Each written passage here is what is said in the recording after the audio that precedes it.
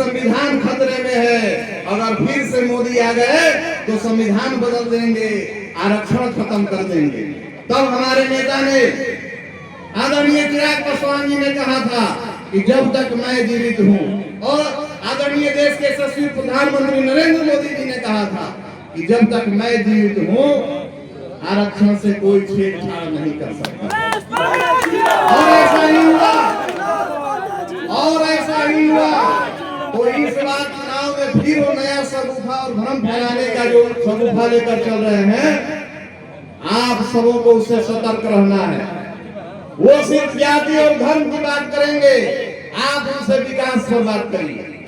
आप उनसे पूछिए कि आप चरवाहा विद्यालय बना रहे थे, जब आपका शासन काल था तो यहाँ बड़े बड़े बिहार में नरसंहार होते थे, पूरे देश में बिहार बदनाम था।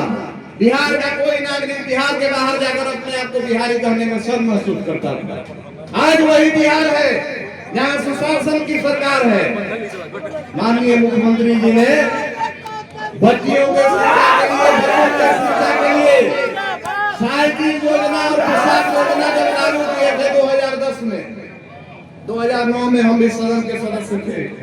2010 में माननीय मुख्यमंत्री जी ने बिहार में जब बच्चियों को साइकिल देना प्रारंभ किया, पोशाक देना प्रारंभ किया, घर की बहनें बच्चियां साइकिल चलाकर स्कूल जाने लगी।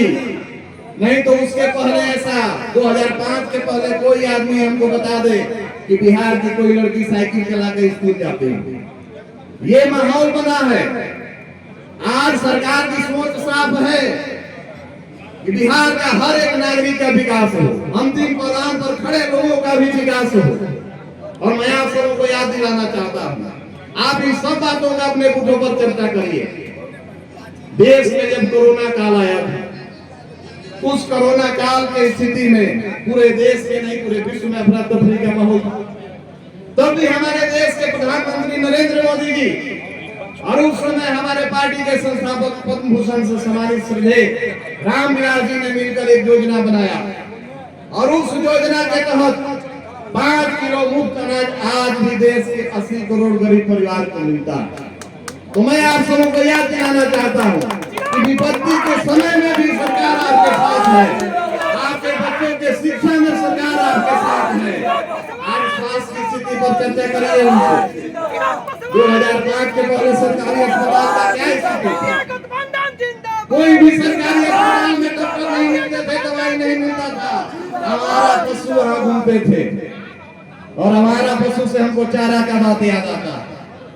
बिहार में जब ऐसे लोगों को सत्ता मिला, सरकार में रहने का मौका मिला, तो घोटाले पे घोटाला किए। चाहे चारा घोटाला हो, कपड़ा घोटाला हो, बाढ़ घोटाला हो, कितने सारे घोटाले किए। और इस घोटाले को करके सिर्फ अपने परिवार के लिए माल इकट्ठा करने का, बिहार के जनता के गाड़ी कमाई का, अपने परिवार में माल इकट्ठा करने का काम किए। और वहीं दूसरी तरफ ये एनडीए की सरकार में नीतीश कुमार जी कहते हैं कि पूरा बिहार मेरा परिवार। छोटा बच्चा जन्म ले तब, बच्चा स्कूल जाए तब, बच्चे बच्चियों का शादी हो तब। आप यहाँ पर बड़ी संख्या में महिलाएं उपस्थित हैं। नीतीश कुमार जी ने ये संकल्प लिया है, जिस तरीके से हमारी महिलाएं बैठे हैं, आप हर घर के एक महिला के खाते में 10,000 रुपया आएगा उनके रोजगार के लिए।